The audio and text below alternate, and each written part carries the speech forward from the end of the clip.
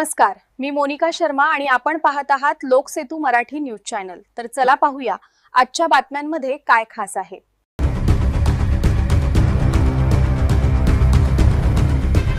भरवस्तीत गणपती मंदिरावर चोरट्यांचा धाडसी डल्ला 1 किलो चांदीसह 2,45,000चा ऐवज लंपास।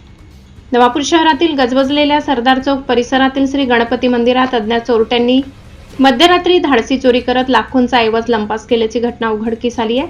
या प्रकारामुळे शहरात भीतीचे वातावरण निर्माण झाले असून नागरिकांमध्ये संताप आहे।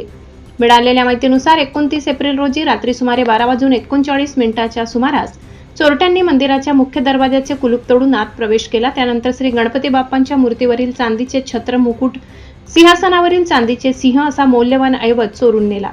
चोरी करताना चोरट्यांनी लाकडी सिंहासनाची तोडफोड करून मंदिरातील साहित्य अस्ताव्यस्त केले। चोरट्यांनी मंदिरातील दानपेटी फोडण्याचा प्रयत्न केला, मात्र दानपेटी मजबूत असल्याने त्यांचा प्रयत्न निष्फळ ठरला। या चोरीत अंदाजे 1 किलो चांदीच्या वस्तूसह सुमारे 2,45,000 रुपयांचा मुद्देमाल चोरीस गेल्याचा प्राथमिक अंदाज मंदिर ट्रस्टींकडून व्यक्त करण्यात आलाय। मंदिराचे पुजारी अजित पाथरकर यांनी सकाळी मंदिर उघडण्यासाठी आल्यानंतर दरवाजाचे कुलूप तुटलेले पाहिले। आत प्रवेश केल्यानंतर मंदिरातील साहित्य विस्कळीत अवस्थेत दिसून आले, तसेच तुटलेले कुलूप मंदिराजवळील कचरा पेटीत आढळून आले। दरम्यान नवापूर शहरात मंदिर चोरीची सलग 4थी घटना असल्याने नागरिकांमध्ये तीव्र नाराजी व्यक्त होत आहे। धार्मिक स्थळांवरील वाढत्या चोरीच्या घटनांमुळे शहरात कायदा सुव्यवस्थेवर प्रश्नचिन्ह उपस्थित झाले असून आरोपींचा तातडीने शोध घेऊन अशा घटनांना आळा घालावा अशी मागणी नागरिकांकडून केली जात आहे।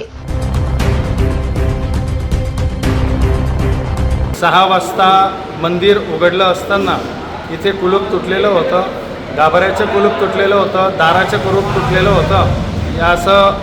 याप्रमाणे मंदिरामध्ये कुलूप तोडले आणि चोरी करण्यात आलेली आहे। चांदीचं मुकुट, चांदीचं सिंहासन आणि सिंहासनासोबत असणारे वाघ, बाप्पाचं छत्र पण चोरी करण्यात आलेले आहे।